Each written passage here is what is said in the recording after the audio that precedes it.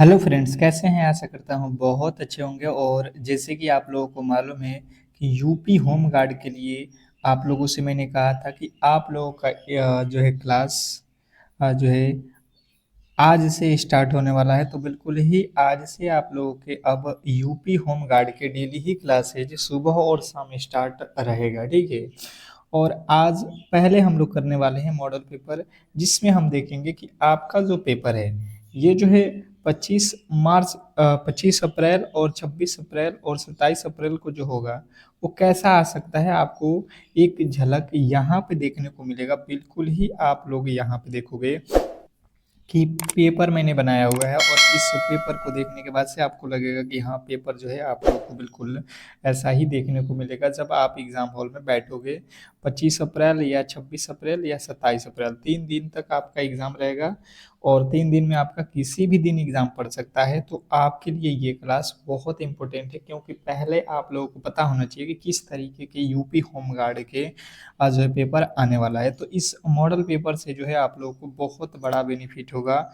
तो आप लोगों से रिक्वेस्ट करेंगे, सभी लोगों से, जो भी मेरे दोस्त इस क्लास में आए हुए हैं, बिल्कुल ही क्लास को अंत तक देखना, क्योंकि इसके फ़ायदे आपको बहुत बड़े मिलने वाले हैं। तो चलिएगा फटाफट से क्लास को स्टार्ट करते हैं। और आप लोगों से एक छोटी सी रिक्वेस्ट करेंगे कि जो भी मेरे दोस्त मेरे क्लास को लाइक नहीं किए हैं तो लाइक कर लें, और चैनल को सब्सक्राइब नहीं किए हैं तो चैनल को सब्सक्राइब कर लें, ठीक है। बिल्कुल ये डेली क्लास रहेगा और ये फ्री क्लास रहेगा। आपको अब एग्ज़ाम में बहुत कम समय बचा हुआ है, और अब जो है रेगुलर आपको एक बिल्कुल ऐसा ही क्लास शाम को मिलेगा। तो डेली क्लास से जुड़ना ना भूलें, और इस क्लास के डिस्क्रिप्शन में मेरे व्हाट्सएप ग्रुप का लिंक होगा, वहाँ पे आप लोग जाइएगा और क्लिक करिएगा, आप ज्वाइन हो जाइएगा, ठीक है। तो चलिए यहाँ पे पहले प्रश्न से हम लोग स्टार्ट करते हैं, और पहला प्रश्न आपके सामने है, उत्तर प्रदेश होम गार्ड की स्थापना किस वर्ष में हुई थी? ये आप लोगों का पेपर में प्रश्न पूछे जाने के 100% चांस है, ठीक है। तो याद रखोगे, ये तो मुझे लगता है सभी लोग याद कर लिए होंगे, मैंने पहले भी क्लास में कराया हुआ है। और ये पेपर बनाए हैं, तो जैसे कि पेपर आपके एग्जाम हॉल में आएगा, मैंने वैसे प्रश्नों को सिलेक्ट किया हुआ है। तो जैसे कि आप देखोगे 1947, 1962, 1950, 1975 चार ऑप्शन दिए गए हैं। और आपको करना क्या है कि अगर आपको प्रश्न का उत्तर मालूम है तो टेस्ट के तौर पे हर एक प्रश्न के राइट उत्तर बताने की कोशिश करेंगे। अगर पहले का उत्तर मालूम है तो आप कमेंट बॉक्स में फटाफट से बताने की कोशिश करेंगे सभी लोग। तो जिन्होंने बताया है 1962, उनके बिल्कुल राइट उत्तर है ऑप्शन नंबर बी, जो है आप लोगों को याद रखना है। नेक्स्ट प्रश्न आपके सामने है कि उत्तर प्रदेश का राजकीय वृक्ष कौन सा है? उत्तर प्रदेश का राजकीय वृक्ष कौन सा है? यू यूपी जो है से रिलेटेड आप लोगों के प्रश्न पूछे जाएंगे आप लोगों के एग्जाम हॉल में। तो यूपी जी के आप लोगों को बेहतर तरीके से मालूम होना चाहिए कि उत्तर प्रदेश का जो है राजकीय वृक्ष क्या है। ये भी मैंने बताया है। आपके ऑप्शन है बरगद, नीम, अशोक, आम। कमेंट बॉक्स में आप अपना उत्तर देते चलिए, ठीक है। हर एक प्रश्न के उत्तर आप कोशिश कीजिए कि आप खुद से बताएं। उत्तर प्रदेश का राजकीय वृक्ष कौन सा है? तो आपको याद रखना है, जिन्होंने बताया है अशोक, उनके उनके बिल्कुल राइट उत्तर है। नेक्स्ट प्रश्न आपके सामने है कि जो है वर्तमान में उत्तर प्रदेश के होम गार्ड्स एवं नागरिक सुरक्षा मंत्री कौन है?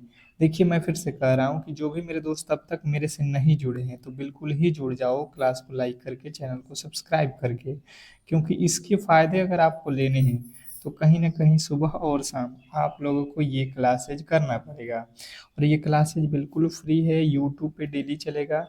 आप सुबह और शाम हमसे बिल्कुल जुड़िए। तो चैनल को सब्सक्राइब करके रखिएगा, तो नोटिफिकेशन आप लोगों के पास पहुंचता रहेगा। तो धर्मवीर जो है प्रजापति, जिन्होंने बताया है ऑप्शन नंबर सी, उनके बिल्कुल राइट उत्तर है। जिन्होंने सी को चुना है उनके बिल्कुल राइट उत्तर है। अगला प्रश्न आप लोगों के सामने है कि दुधवा राष्ट्रीय उद्यान उत्तर प्रदेश के किस जिले में स्थित है? दुधवा राष्ट्रीय उद्यान उत्तर प्रदेश के किस जिले में स्थित है? Question number 4। चौथे नंबर प्रश्न के जो राइट उत्तर है बताने की कोशिश करेंगे कि क्या होने वाला है। दुधवा राष्ट्रीय उद्यान उत्तर प्रदेश के किस जिले में स्थित है? क्वेश्चन नंबर चौथा और चौथे नंबर प्रश्न का राइट उत्तर लखीमपुर खिलजी जो है आप लोगों को याद रखना है ऑप्शन नंबर बी। जिन्होंने बी को चुना है उनके बिल्कुल राइट उत्तर है। नेक्स्ट प्रश्न आपके सामने है कि उत्तर प्रदेश में कुल कितने मंडल हैं। उत्तर प्रदेश में कुल मंडलों की जो संख्या है ये आप लोगों को याद रखना है, स्टार लगा लेना। ये प्रश्न आपको एग्जाम हॉल वाला पूछेगा, ठीक है। बहुत बहुत इंपॉर्टेंट प्रश्न है कि जो है उत्तर प्रदेश में कुल कितने मंडल हैं। तो जिन्होंने बताया है यहाँ पे कि उत्तर प्रदेश में कुल मंडलों की जो संख्या है ये 18 है, तो बिल्कुल राइट उत्तर है ऑप्शन नंबर बी। जिन्होंने बी को चुना है उनके बिल्कुल राइट उत्तर है। नेक्स्ट प्रश्न आपके सामने है, कह रहा है कि अंधे की लकड़ी मुहावरे का सही अर्थ क्या है। अंधे की लकड़ी मुहावरे का सही अर्थ क्या है, क्वेश्चन नंबर 6। छठे नंबर प्रश्न के राइट उत्तर बताएंगे सभी लोग। अंधे की लकड़ी मुहावरे का अर्थ, देखिए यहाँ पे हिंदी के मैंने दो तीन प्रश्नों को रखा हुआ है, क्योंकि देखिए आपके एग्जाम हॉल में हिंदी के भी प्रश्न आ सकते हैं और आएगा तो आपको घबराना नहीं है, इसलिए मैं पहले ही आप लोगों को दो चार क्वेश्चन यहाँ पे रखा हूँ। 100 में से आपको देखना दो चार क्वेश्चन मिल ही जाएंगे हिंदी के, ठीक है। तो आपको वहाँ पे घबराने की आवश्यकता नहीं है। अगर आप मेरे से जुड़े हैं तो बिल्कुल आपको आसानी होगा, क्योंकि हर एक प्रश्न करा देंगे, कोई दिक्कत नहीं होने वाला है। तो एक मात्र सहारा आपको याद रखना है ऑप्शन नंबर बी। नेक्स्ट प्रश्न आपके सामने है यहाँ पे कि जो है निम्नलिखित में से शुद्ध वर्तनी वाला शब्द कौन सा है। निम्नलिखित में से शुद्ध जो है कौन सा शब्द लिखा गया है, इसमें आपको बताना है। तो देखिए आशीर्वाद आपको बताना है, तो आशीर्वाद में छोटी स पे तो मात्रा नहीं रहेगा। ये जो स लिखा गया है बिल्कुल गलत है, और यहाँ पे भी छोटी की मात्रा से, तो ये भी गलत है। यानी कि हमारे पास जो है अब ऑप्शन नंबर सी वाला बिल्कुल राइट उत्तर है। जिन्होंने सी को चुना है उनके बिल्कुल राइट उत्तर है। नेक्स्ट प्रश्न की ओर चलेंगे और अगला प्रश्न आपके सामने है कि आकाश का पर्यायवाची शब्द क्या है। आकाश का पर्यायवाची शब्द क्या है, क्वेश्चन नंबर 8। आठवें नंबर प्रश्न के जो राइट उत्तर है बताने की कोशिश करेंगे सभी लोग। क्वेश्चन नंबर 8, क्या लगता है आपको, इस प्रश्न का राइट उत्तर बताइएगा। आकाश का पर्यायवाची, तो आकाश को आप लोगों को याद रखना है, गगन भी कहा जाता है, ऑप्शन नंबर बी, ठीक है। नेक्स्ट प्रश्न आपके सामने है कि जो है लंबोदर में कौन सा समास है। लंबोदर, लंबोदर में जो है आप लोगों से समास पूछा गया है, बताना है आप लोग को कि लंबोदर में कौन सा समास है। तो लंबोदर मतलब क्या होता है, गणेश जी, यानी कि बहुब्रीहि समास हो जाएगा, जो कि ऑप्शन नंबर सी में दिया गया है। क्वेश्चन नंबर जो है 9 के राइट उत्तर सी। नेक्स्ट प्रश्न आपके सामने है कि जो है अल्प आयु का विलोम शब्द क्या होगा। अल्पायु, इसका विलोम शब्द क्या होगा, क्वेश्चन नंबर 10। 10वें नंबर प्रश्न के राइट उत्तर बताएंगे, आप लोगों से विलोम शब्द भी पूछा जाएगा, ठीक है। तो आप थोड़ा बहुत यहाँ पे हिंदी के भी नॉलेज रखना बहुत जरूरी है, ठीक है। तो जो भी मेरे दोस्त बता रहे हैं 10वें नंबर प्रश्न का राइट उत्तर दीर्घायु, उनके बिल्कुल राइट उत्तर है ऑप्शन नंबर बी। नेक्स्ट प्रश्न की ओर चलेंगे और अगला प्रश्न आपके सामने है, भारत के लौह पुरुष के रूप में किसे जाना जाता है। भारत के लौह पुरुष के रूप में किसे जाना जाता है, क्वेश्चन नंबर 11। 11वें नंबर प्रश्न के जो राइट उत्तर है बताने की कोशिश करेंगे सभी लोग।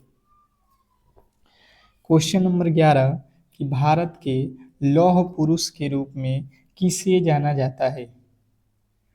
तो जो भी मेरे दोस्त बता रहे हैं कि भारत के लौह पुरुष के रूप में सरदार वल्लभ भाई पटेल को जाना जाता है, ऑप्शन नंबर सी उनका बिल्कुल राइट उत्तर है। नेक्स्ट प्रश्न आपके सामने है, उत्तर प्रदेश पुलिस का जो है प्रतीक चिन्ह क्या है।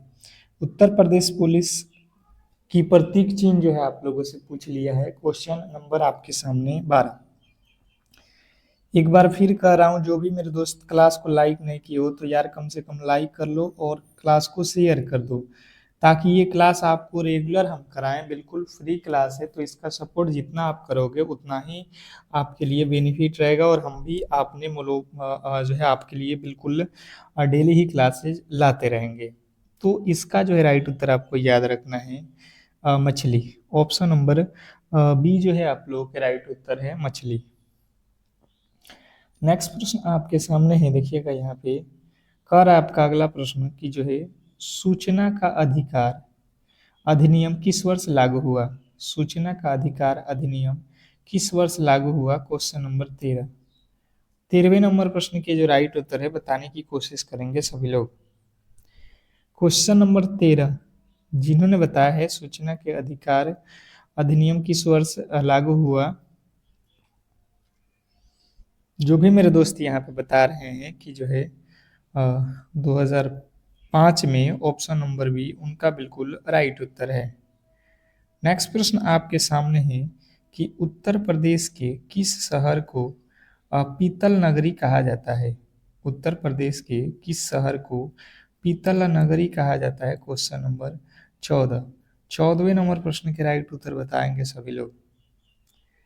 उत्तर प्रदेश के किस शहर को पीतल नगरी कहा जाता है, बताइएगा, क्वेश्चन नंबर 14। 14वें नंबर प्रश्न के राइट उत्तर जिन्होंने बताया है मुरादाबाद, उनके बिल्कुल राइट उत्तर है ऑप्शन नंबर बी। नेक्स्ट प्रश्न की ओर चलेंगे और अगला प्रश्न आपके सामने है, विश्व का सबसे बड़ा जो है लिखित संविधान कौन सा देश का है। विश्व का सबसे बड़ा लिखित संविधान कौन सा है, क्वेश्चन नंबर 15। 15वें नंबर प्रश्न के जो राइट उत्तर है बताने की कोशिश करेंगे सभी लोग। क्वेश्चन नंबर 15 पे आ चुके हैं और बताने की कोशिश करेंगे सभी लोग कि विश्व का सबसे बड़ा जो है लिखित संविधान किस देश का है। तो जिन्होंने बताया है भारत का, उनके बिल्कुल राइट उत्तर है ऑप्शन नंबर सी। नेक्स्ट प्रश्न की ओर चलेंगे और अगला प्रश्न आपके सामने है, मानव शरीर की सबसे बड़ी हड्डी कौन सी है। मानव शरीर की सबसे बड़ी हड्डी पूछा गया है, क्वेश्चन नंबर 16। 16वें नंबर प्रश्न के राइट उत्तर बताएंगे कि मानव शरीर की सबसे जो बड़ी हड्डी है ये कौन सी है। तो जो भी मेरे दोस्त यहाँ पे बता रहे हैं फीमर, उनके बिल्कुल राइट उत्तर है जांग की हड्डी मानव शरीर की सबसे बड़ी हड्डी है, ऑप्शन नंबर बी। नेक्स्ट प्रश्न आपके सामने है कि जल का रासायनिक सूत्र क्या है। जल का रासायनिक सूत्र क्या है, क्वेश्चन नंबर 17। 17वें नंबर प्रश्न के जो राइट उत्तर है बताने की कोशिश करेंगे कि जल का रासायनिक सूत्र क्या है। बहुत बहुत इंपॉर्टेंट प्रश्न है, सभी लोग बताइए जल का रासायनिक सूत्र क्या होता है। तो जो भी मेरे दोस्त बता रहे हैं जल का रासायनिक सूत्र H2O, उनके बिल्कुल राइट उत्तर है ऑप्शन नंबर बी। जिन्होंने बी को चुना है उनके बिल्कुल राइट उत्तर है। नेक्स्ट प्रश्न की ओर चलेंगे और अगला प्रश्न आपके सामने है, यदि 5 पेन की कीमत 75 रुपया तो 12 पेनों का कीमत क्या होगा। देखिए नॉर्मल मैथ के भी मैंने 2-3 प्रश्न रखे हुए हैं, बिल्कुल सिंपल प्रश्न है। और देखिए मैथ और रीजनिंग के एक आध दो प्रश्न आपको देखने को मिलेंगे, मतलब आप समझ लो कि पूरा का पूरा पेपर जीके बेस्ड है, पर थोड़ा बहुत मैथ का भी जानकारी आपको होना चाहिए।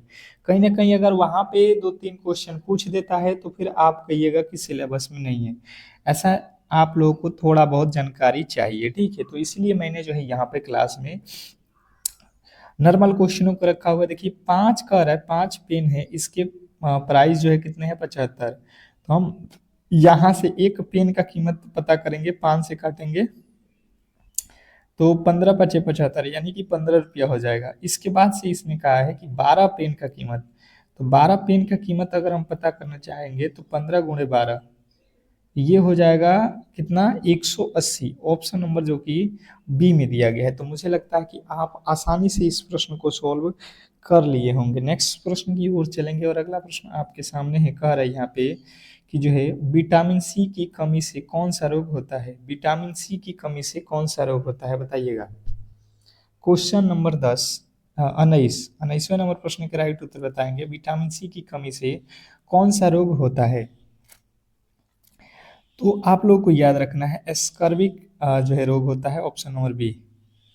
विटामिन सी की कमी से स्कर्वी आप लोगों को याद रखना है। नेक्स्ट प्रश्न आपके सामने है, क्षेत्रफल की दृष्टि से उत्तर प्रदेश का भारत में कौन सा स्थान है।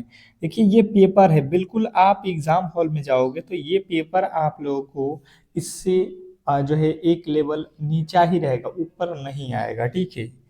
तो आपको बिल्कुल पेपर यहाँ पे देखने को मिल रहा है।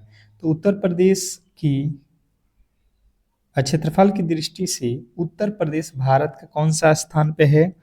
तो आप लोगों को याद रखना है कि ये पड़ता है क्षेत्रफल के स्थान पे चौथा। ठीक है, सबसे पहले कौन आता है? सबसे पहले राजस्थान आता है, फिर एमपी आता है, फिर महाराष्ट्र आता है। ठीक है, जनसंख्या में आप लोगों को एक नंबर पे आता है।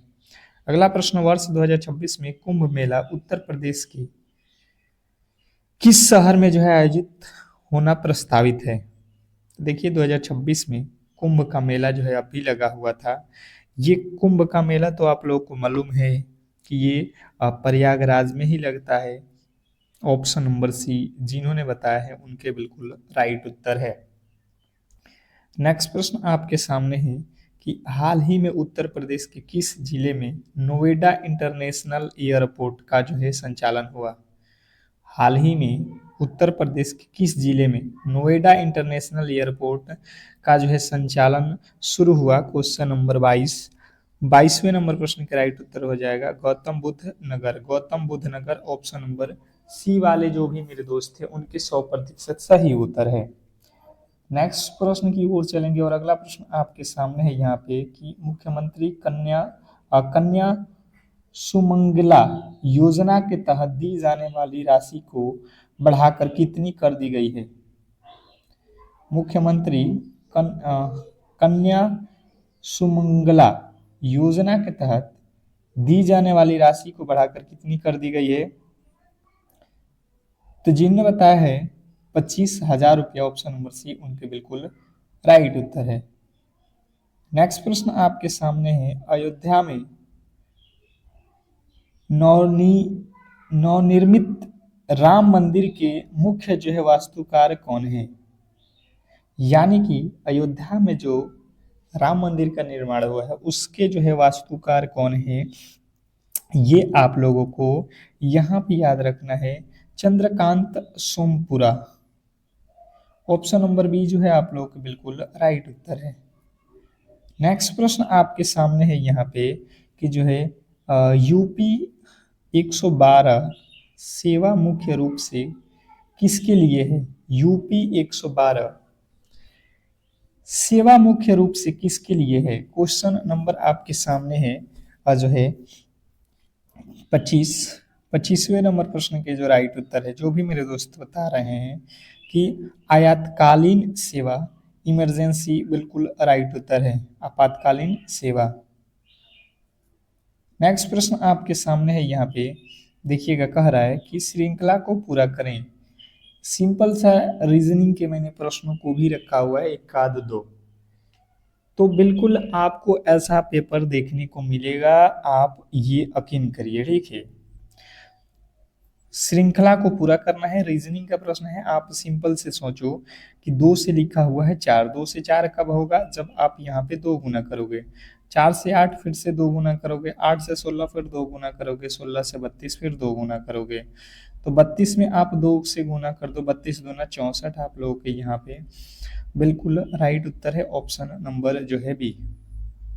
जिन्होंने बी को चुना है उनके बिल्कुल राइट उत्तर है। अगला प्रश्न है कि यदि वाटर को ये लिखा जाता है तो ब्लड को क्या लिखा जाएगा? फिर से जो है रीजनिंग के प्रश्न हैं और कहीं ना कहीं आपको आने चाहिए। बिल्कुल सिंपल सा है, आप समझ सकते हो कि यहाँ पे W लिखा है और इसके आगे लिख रहा है X, तो W के बाद क्या आता है? X, यानी +1 कर दिया। उसके बाद से यहाँ पे लिखा है A और यहाँ पे लिखा है B, मतलब A के बाद फिर से B, यानी कि +1 कर दिया। आपको समझ में आ गया होगा कि A B C के हर अक्षरों के बाद वाला अक्षर लिख रहा है, तो B लिखा है तो B के बाद C हो जाएगा, L लिखा है तो L के बाद M हो जाएगा, O के बाद P हो जाएगा और फिर O के बाद P हो जाएगा। डबल P कहाँ पे है?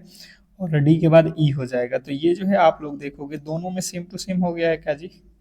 दोनों ही सही है। आप दोनों में से किसी को बताए हैं तो बिल्कुल राइट उत्तर है। विषम शब्द का चयन करना। विषम आप लोगों के सामने चयन करना मतलब या तो कान होगा, या तो आंख, या तो नाक, या तो हाथ। कौन सा इसमें जो है अलग है? मतलब 3 एक जैसे हैं, एक अलग है। तो देखिए आंख, कान, नाक, ये सभी के सभी आप लोगों के फेस पे होते हैं, जबकि हाथ फेस वाला जो है हिस्सा नहीं है, तो ये अलग आप लोग ऑप्शन नंबर डी के साथ जाओगे। अलग आपसे पूछा गया था, बिल्कुल आप आसानी से कर लिए होंगे। नेक्स्ट प्रश्न, अगला प्रश्न आप लोगों से कह रहा है कि जो है एक महिला की ओर इशारा करते हुए एक आदमी ने कहा, वह मेरे पिता की इकलौती बहू है। उस महिला के बारे में कह रहा है एक आदमी कि वह मेरे पिता की इकलौती बहू है। पिता की इकलौती बहू मतलब यहाँ पे इसके फादर है तो इसकी बेटा ये हुआ, और इसकी वाइफ यानी कि इनकी बहू हो जाएगी। उस महिला का उस आदमी से, तो इस आदमी की ये महिला कौन लगती है, ये आप लोगों से पूछना चाह रहा है। आप क्या कहोगे कि जो है इस आदमी की ये महिला क्या है, पत्नी है।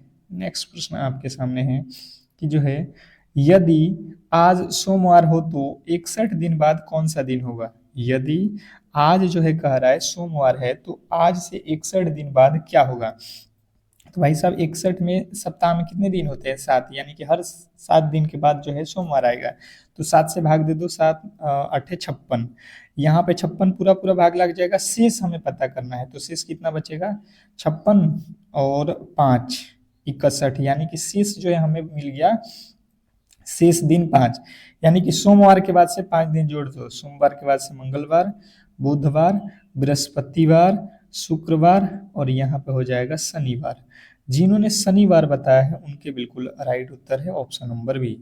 नेक्स्ट प्रश्न की ओर चलेंगे और अगला प्रश्न आपके सामने है कि जो है उत्तर प्रदेश के किस जिले को चाकुओं का जो है शहर कहा जाता है। उत्तर प्रदेश के किस जिले को चाकुओं का शहर कहा जाता है। तो देखिए उत्तर प्रदेश के जो है आप लोगों को याद रखना है कि जो है रामपुर रामपुर शहर को जो है चाकुओं का शहर कहा जाता है, ऑप्शन नंबर बी। नेक्स्ट प्रश्न आपके सामने है यहाँ पे कि जो है मिशन शक्ति अभियान का मुख्य उद्देश्य क्या है। मिशन शक्ति अभियान का मुख्य उद्देश्य क्या है, क्वेश्चन नंबर 32वें नंबर प्रश्न के राइट उत्तर बताएंगे सभी लोग।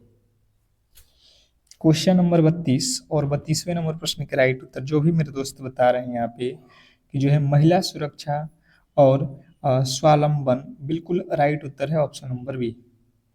नेक्स्ट प्रश्न आपके सामने है उत्तर प्रदेश का सबसे बड़ा जिला क्षेत्रफल में कौन सा है। उत्तर प्रदेश का सबसे बड़ा जिला क्षेत्रफल की दृष्टि से कौन सा है, क्वेश्चन नंबर 33वें नंबर प्रश्न के राइट उत्तर बताइएगा सभी लोग। क्वेश्चन नंबर 33 क्या लगता है आपको।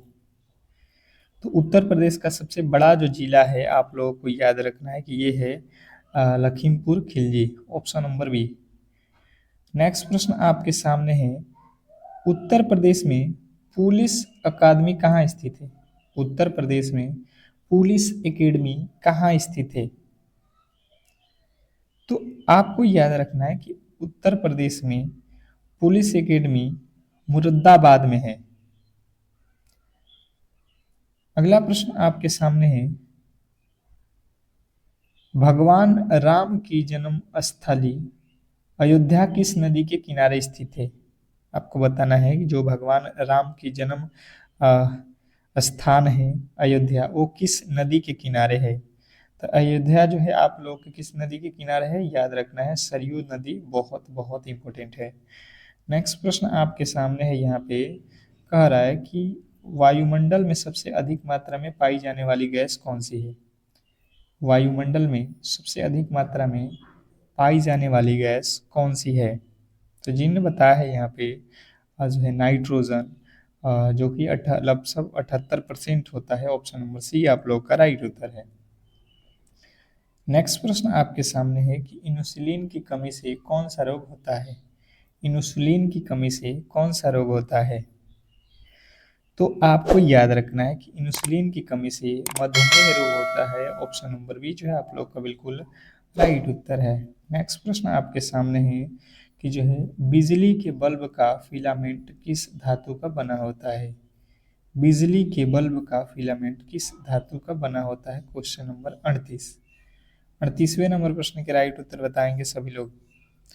बिजली के बल्ब का फिलामेंट किसका बना होता है, तो आपके टंगस्टन, ऑप्शन नंबर सी जो है बिल्कुल राइट उत्तर है। नेक्स्ट प्रश्न की ओर चलेंगे और अगला प्रश्न आपके सामने है कि ध्वनि की तीव्रता मापने की इकाई क्या है।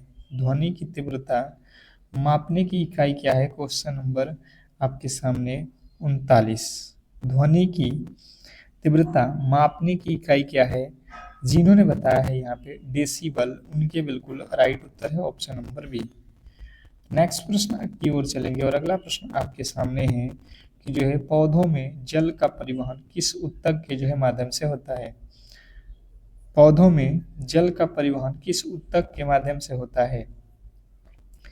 तो जिन्होंने बताया है यहाँ पे जाइलम, उनके राइट उत्तर है option number B xylem. Next प्रश्न की ओर चलेंगे और अगला प्रश्न आपके सामने है, एक आयत की लंबाई 10 मीटर और चौड़ाई 5 मीटर है, तो इसका क्षेत्रफल ज्ञात करें।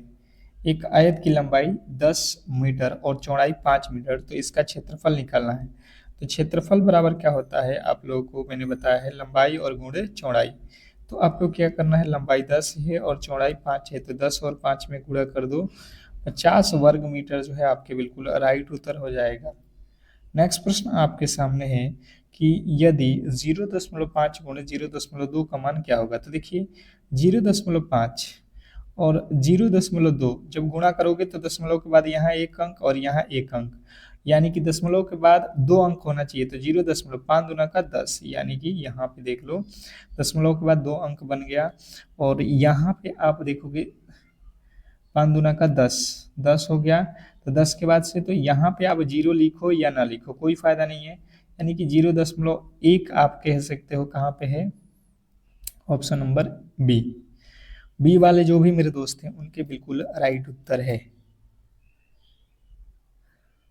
अगले प्रश्न की ओर चलेंगे और अगला प्रश्न आपके सामने है कि 500 रुपये का 20% क्या होगा। देखिए बिल्कुल नॉर्मल जो है मैथ आप लोगों से पूछा जा सकता है, ये आप लोगों को ध्यान देना है। तो 500 रुपया है, इसका 20% निकालना है, यानी 20/100।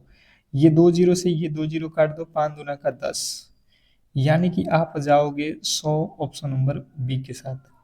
नेक्स्ट प्रश्न आपके सामने कह रहा है कि वह सबसे छोटी जो है अभाज्य संख्या कौन सी है। सबसे छोटी अभाज्य संख्या कौन सी है, क्वेश्चन नंबर 44 बताइएगा कि सबसे छोटी अभाज्य संख्या कौन सी है। तो जिनके राइट उत्तर बन रहे हैं यहाँ पे 2, उनके बिल्कुल राइट उत्तर है ऑप्शन नंबर बी। नेक्स्ट प्रश्न की ओर चलेंगे और अगला प्रश्न आपके सामने है, एक त्रिभुज के तीनों आंतरिक कोणों का योग कितना होता है। देखिए कोई भी त्रिभुज है और त्रिभुज में तीनों कोणों का योग जो है आप लोगों ने पढ़ा होगा कि जो है 180 डिग्री होता है। अगला प्रश्न आप लोगों के सामने है कि उत्तर प्रदेश के वर्तमान राज्यपाल कौन है। उत्तर प्रदेश के वर्तमान में राज्यपाल कौन है। उत्तर प्रदेश के वर्तमान में राज्यपाल कौन है, तो आपको याद रखना है Anandiben Patel. Anandiben Patel option number B जो है आप लोगों का बिल्कुल राइट उत्तर है। नेक्स्ट प्रश्न की ओर चलेंगे और अगला प्रश्न आपके सामने है कि भारत में राष्ट्रीय मतदान दिवस कब मनाया जाता है। भारत में राष्ट्रीय मतदान दिवस कब मनाया जाता है। तो जिन्होंने बताया है यहाँ पे 25 जनवरी, उनके बिल्कुल राइट उत्तर है। नेक्स्ट प्रश्न की ओर चलेंगे और अगला प्रश्न आपके सामने है, चिल्का झील भारत के किस राज्य में स्थित है। चिल्का झील भारत में किस राज्य में स्थित है। चिल्का झील भारत के किस राज्य में स्थित है, फटाफट से आप बताएंगे। तो जिन्होंने बताया है उड़ीसा, उनके बिल्कुल राइट उत्तर है ऑप्शन नंबर बी। नेक्स्ट प्रश्न की ओर चलेंगे और अगला प्रश्न आपके सामने है, झारखंड का सबसे बड़ा ग्रह सौर मंडल का सबसे बड़ा ग्रह कौन सा है। सौर मंडल का सबसे बड़ा ग्रह कौन सा है। तो सौर मंडल का सबसे बड़ा ग्रह आपको याद रखना है Brihaspati, option number C. Next प्रश्न आपके सामने है कि हाल ही में उत्तर प्रदेश के किस शहर को सोलर सिटी के रूप में विकसित किया जा रहा है। हाल ही में उत्तर प्रदेश के किस शहर को सोलर सिटी के रूप में विकसित किया जा रहा है, क्वेश्चन नंबर 50। 50वें नंबर प्रश्न के राइट उत्तर आपको याद रखना है अयोध्या, ऑप्शन नंबर बी। तो इस तरीके से जो है आज के क्लास के हम लोगों ने 50 मोस्ट एक्सपेक्टेड जो है मॉडल पेपर के क्वेश्चनों को देखा, और आप लोग बताओगे कि ये मॉडल पेपर कैसा रहा। अगर आपको ये डेली जो है क्लासेस करना है तो कमेंट बॉक्स में एक बार बताइए कि हाँ ये क्लास सही था और आप लोग ऐसे क्लास करना चाहते हैं। तो अब ये क्लासेस डेली ही सुबह और शाम आप लोगों को प्रोवाइड होगा। तो बिल्कुल आप लोग क्लास को लाइक करके चैनल को सब्सक्राइब करके रख लो, ठीक है। और इस क्लास के डिस्क्रिप्शन में मैंने व्हाट्सएप ग्रुप का लिंक भी दिया है, वहाँ पे ज्वाइन करो ताकि हर एक क्लास की नोटिफिकेशन वहाँ पे मिलती रहेगी।